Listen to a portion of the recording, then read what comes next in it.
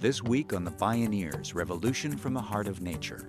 Will you accept our offer to take responsibility as we commit ourselves to live and work for gender equality and thereby seek reconciliation?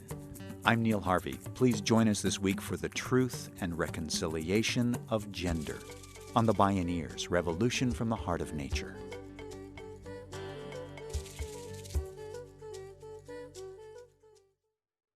As the author D.H. Lawrence wrote, the future of humanity will be decided not by relations between nations, but by relations between women and men.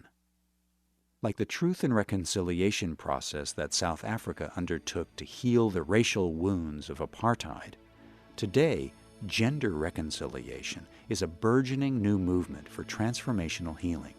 It's radically challenging the assumptions of cultural conditioning that shape our views of gender, sexuality, and relational intimacy.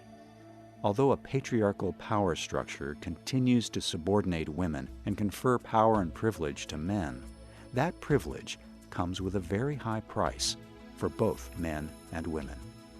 How do we move toward gender justice and social healing? This is the marriage of the sun and moon, the truth and reconciliation of gender, with gender reconciliation pathfinders Cynthia Brix, William Keepin, Pele Rouge, and Pat McCabe. My name is Neil Harvey. I'll be your host. Welcome to the Bioneers, Revolution from the Heart of Nature.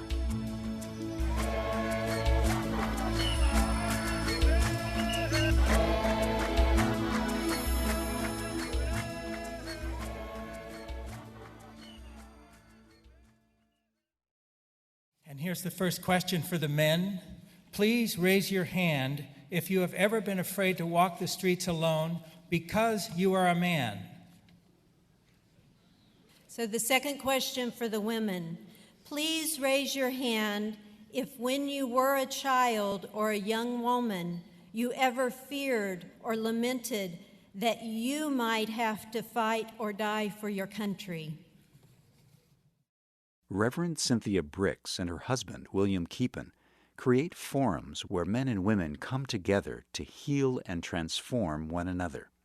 They co-founded Gender Reconciliation International, a nonprofit that has conducted 80 programs in 8 countries. Together they wrote the book Divine Duality, The Power of Reconciliation Between Women and Men. Cynthia Brix and William Keepin spoke with us at a Bioneers conference. Men and women have a very different experience of life in modern society. There's a whole set of experiences that are visited upon women of which men have rather little awareness, and vice versa. So one of the issues is a divide in awareness, that women are not aware of what men go through, and men are not aware of what women go through at the level that we feel is essential. And so part of it is beginning to create forums where there's a deep truth-telling that can take place between men and women. And when that happens, people then begin to drop into a level of truth-telling and vulnerability that rarely happens in public spaces. And so one thing we find is that this conversation, when skillfully facilitated, opens up a whole new arena of sensitivity and vulnerability, but through that also opens up a kind of birthing of a new kind of intimacy and authenticity between men and women, which once experienced, people will typically often say to us, wow, we have so needed that, we've wanted that, but we had no forum where that could happen. So part of the need is for men and women to come together and live at a deeper level of communion and honesty than is the normal case in society. It's on many different levels. You know, it's even within myself or yourself of how I'm integrating, or am I integrated in the masculine feminine within myself. And then it's on a familial level with the family and my relationship in the bedroom, in my relationship with children or parents. Then it's the workplace or the community. Then it's on a global scale. So it's all these different levels. We come together as community to do the healing work because the wound happens out and the injustice happens out in the larger society often. And then we bring our bag of wounds on our back or our issues, our challenges, and we try to do the healing healing within like a one-on-one relationship. And until we address the wound at the deep-rooted level, we'll never come into right alignment again with one another as human beings on this planet. As Brix and Keepin point out, the bag of wounds we each carry is nested in radiating circles of community and society, and every person's story is personal. Cynthia Brix recalls a woman at one of their workshops. Elena, not her real name, had lived for 20 years with an abusive husband. After his death, she and her children made a pact to speak about their experience only in the third person, if they spoke about it at all. The workshop began with women and men separately, where Elena told her story. Then the men joined the women, who remained in the center, sharing more of their stories, while the men sat in silent witness around them.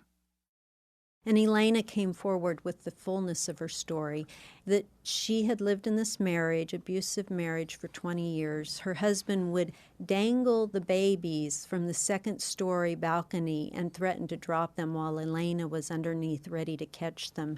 At one point, he moved his mistress into the house, and she and the children had to live in the toilet area while the mistress lived in the bedroom with her husband. This happened for a good portion of her marriage. And one day she was in the kitchen cooking hot sausages and oil, and her husband came in demanding money for alcohol and his needs. And Elena said, "No, I need this money for the children's shoes." And he came at her with a knife, and she took that hot oil and threw it at him, and it scalded the front of him. Well, she got charged and thrown in jail. But she was the breadwinner, so they quickly bailed her out. She lived in this horrific situation for years until her husband died. She came to the workshop and never experienced this, was able to bring forward her truth in the safety of the community with men present. At the end of the workshop, she just felt so liberated and freed. And during the workshop, one of the aspects, after her sharing of the truth, the men created this wonderful ceremony where they came in, they led us into the room and sat us down in a semicircle, all the women, and before us was this high structure. How high was that structure of chairs? All the way to the ceiling, 12 or 13 yeah. feet. And they were metal chairs, and on the side of the chair structure were two men, and they made a statement about breaking down the patriarchy. And at that point, they pulled the bottom legs of the chair, and this whole structure came crashing down, and the women just, and we sat there amazed. And then they tenderly, gently washed our hands and cleansed our hands and made statements of how they were going to move forward to continue their efforts to break this down, the patriarchy. Elena was so elated when she left this workshop, having never experienced the gentleness of a man before or that listening at that level. A week after the workshop, we saw her, and she came running up and said, "Will, Cynthia, I have to tell you what happened since the workshop." She said, "I visited my husband's grave, and I sat there and I was able to forgive him for everything that had happened. And then I knew where his mistress lived, and I hadn't seen her for 20 years. And I knocked on her door, and she came to the door in a wheelchair, and she said, 'Elena, I've been thinking about you all week long,' all during the workshop time. And she said, 'I think I'm in this wheelchair for all the things I did to you and your children.' And they were able to come to some kind of healing moment and reconciliation. And the purpose of this story is to say, speaking truth to our experience and getting some kind of acknowledgement and accountability has profound effect and brings us into a place of moving through it into a higher level and being able to come into forgiveness often, as Elena did. Truth and reconciliation, by speaking truth to our experience, and by seeking recognition and accountability. Where better to raise gender truth and reconciliation than in South Africa, where it is estimated that a woman or girl is raped every 26 seconds.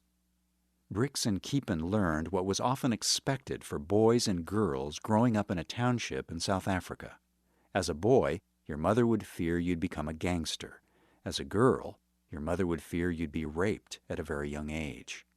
William Keepin recalls the story of one young man changed by hearing a woman in a workshop. She had been raped and was working through her own trauma, preparing to confront her attacker in court. She told her story in graphic detail, which was very rare, and none of the men had ever heard such a story. And it took all they could do to stay in the room. And one of the men, who was one of our trainees, and a pretty astute young man, mid-20s, was quite shaken, as everyone was in a certain way. And he said, I don't know how to be a man anymore. He said, I feel traumatized. His very identity as a man was being transformed. And the key was that his heart had been broken open, and he was now carrying part of the pain that this woman was carrying all on her own, and that women, in sense, as a group, carry all on their own, in terms of that level of fear that women live in from the day they're born, that men don't live in the same way. And now he was carrying that with her, and that was transforming his very identity as a man. In South African culture, there is almost a kind of rape permission. There's so little consciousness around it that men are socialized into that way of being with women and not even realizing that there's another way to be. So there's a whole confusion of that sort of aggressive sexuality with being a man. And that's why it's so transformative for them to actually hear the effects of that kind of sexuality. But there's no forum for that to happen. So this work is radically transformative just by creating a forum where men can truly hear women's pain and vice versa. Then Brix and Keepin found their forum suddenly getting much bigger. We were invited by the Deputy Minister of Health, who later became the Deputy Speaker of Parliament, and her vision was to have this work introduced to all members of Parliament. And so we worked with a group of about 30. Many of them were workers in the Parliament, and then we had a few MPs who were actually members of Parliament. Ironically, the week that it started, the chief whip of the ANC was charged with sexual inappropriate behavior towards one of his interns, and there was a huge crisis in Parliament itself, and several of the people who were supposed to be in our workshop dropped out to fight the battle that was emerging in Parliament around this sexual violation, for which he was eventually canned. Well, and even then, while the workshop was going on, the woman who had charged him was texting people in our workshop about what was going on, and she was in hiding, so it was quite a dramatic scene. It was a whole drama that was unfolding right as we were doing this work, so it kind of highlighted the importance of the work. But that was a watershed event for us, because at the end of the ritual, where the men's ceremony to the women ended with an unbelievably beautiful declaration. So this is the declaration of the men to the women. The bonds of humanity have been broken.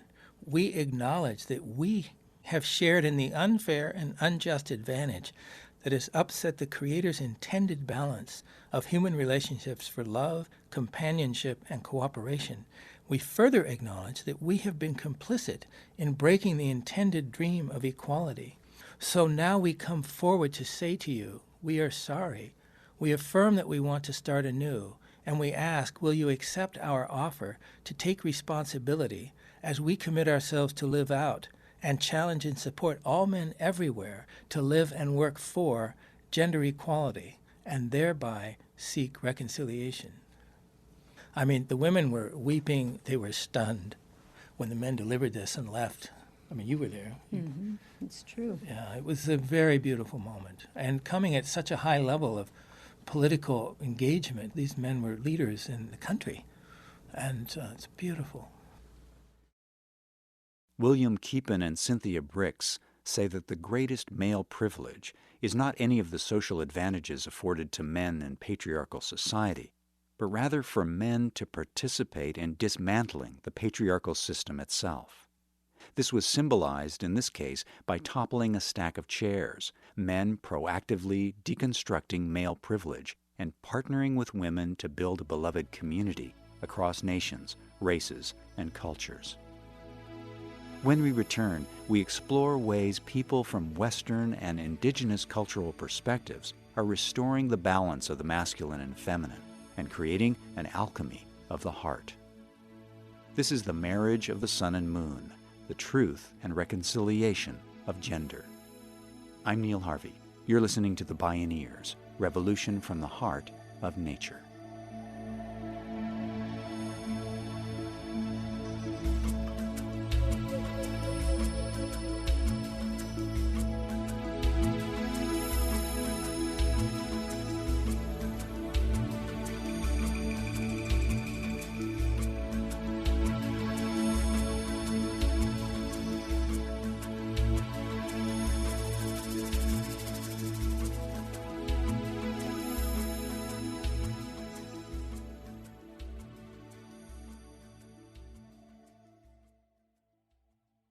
To explore all available Bioneers radio shows and video programming, please visit bioneers.org.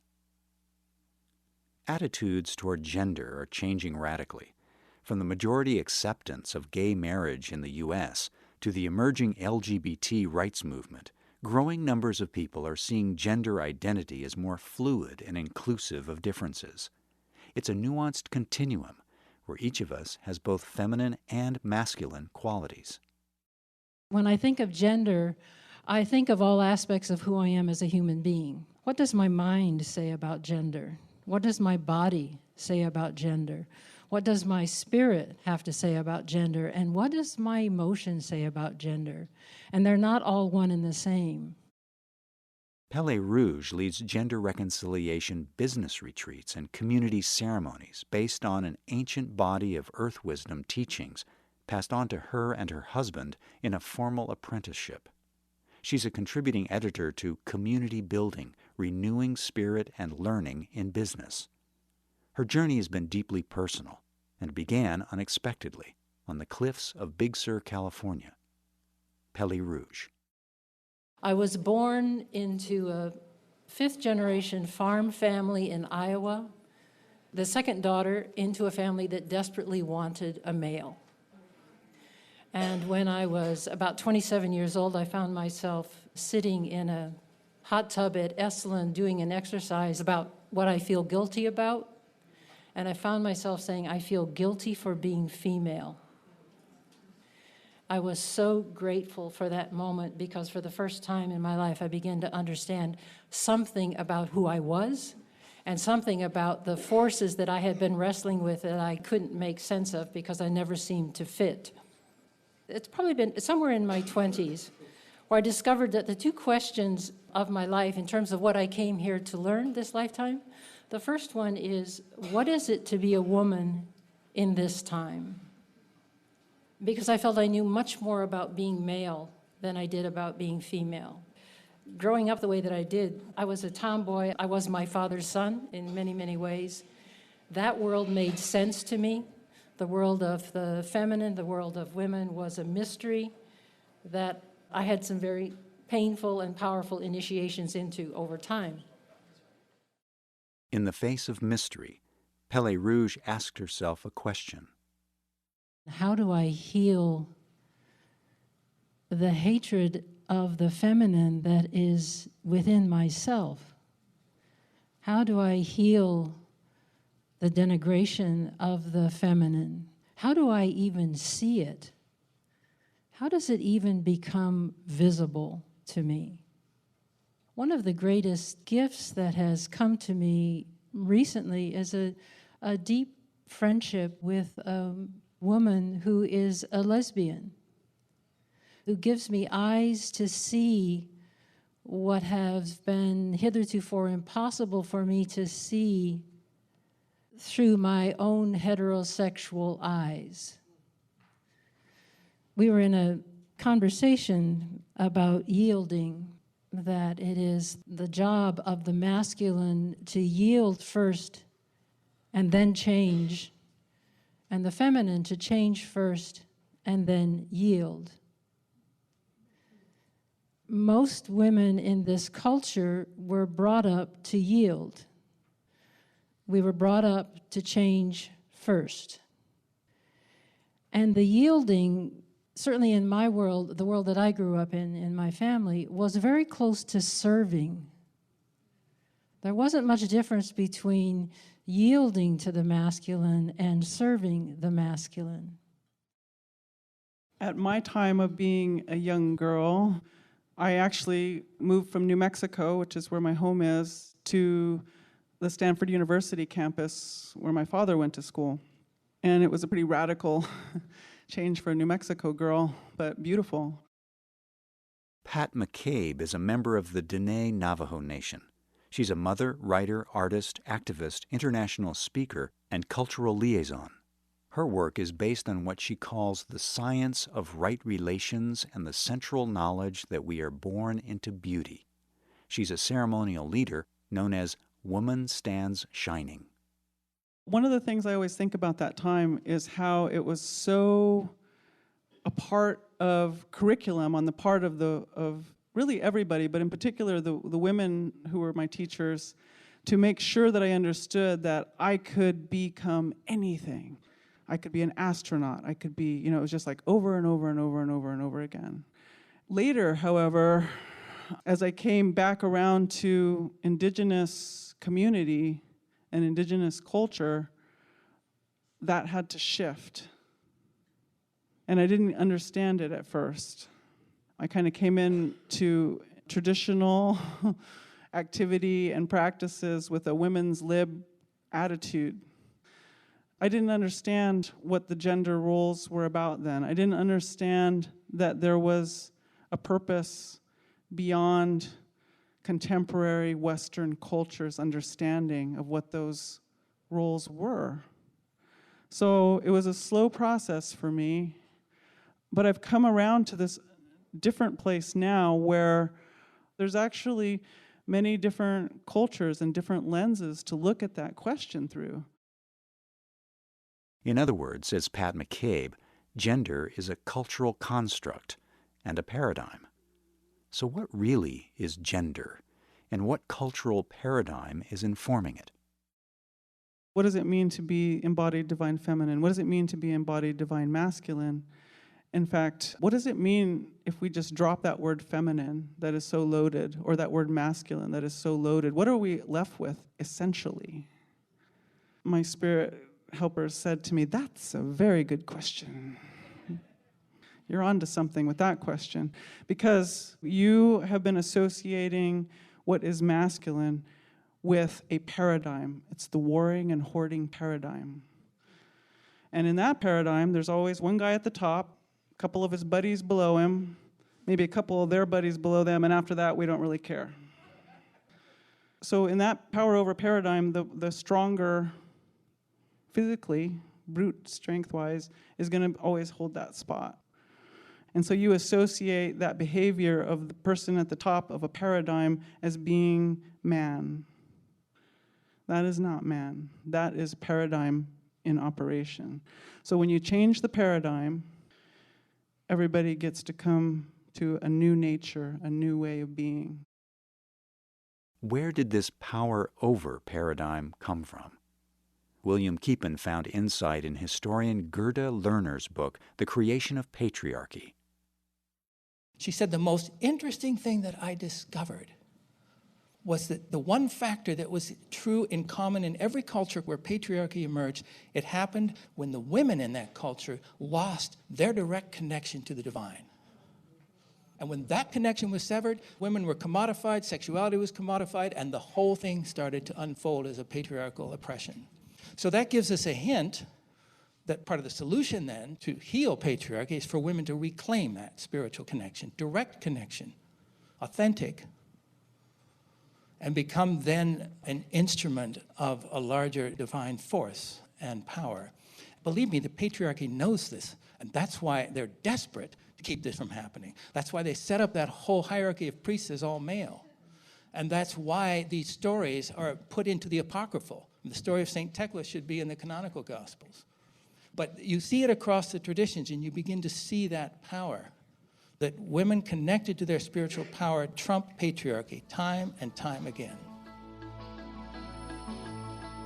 For William Keepin, Cynthia Brix, Pele Rouge, and Pat McCabe, when the masculine and feminine come together, a profound communion of consciousness takes place, the marriage of the sun and moon. It's an alchemical transformation of the heart. Gender becomes a doorway from duality into unity. The Marriage of the Sun and Moon, the Truth and Reconciliation of Gender.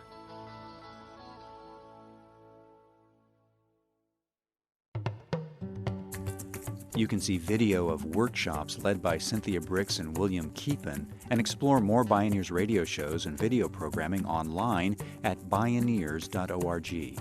For information on attending the National Bioneers Conference and Bioneers events in your area, please visit bioneers.org or call 1-877-BIONEER.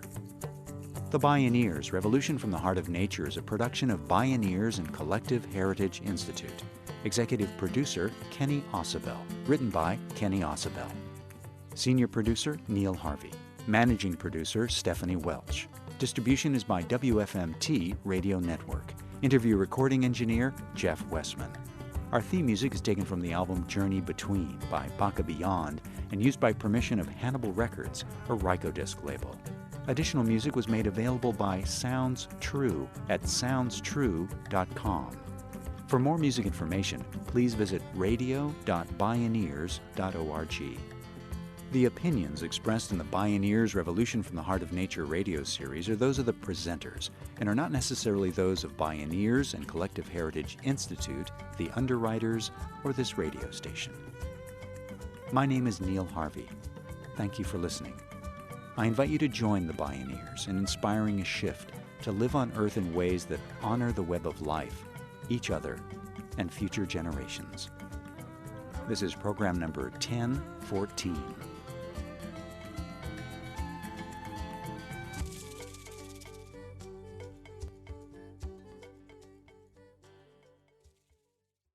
This program was made possible in part by Organic Valley, pasture-raised organic dairy products bringing the good from our family to yours. Visit organicvalley.coop. Mary's Gone Crackers, healing the planet through conscious eating, gluten-free and vegan products since 2004. Learn more at marysgonecrackers.com. John Masters Organics, feel good about looking good. Visit johnmasters.com. Funding also provided by a grant from the Park Foundation, dedicated to heightening public awareness of critical issues, and by the generous support of listeners like you.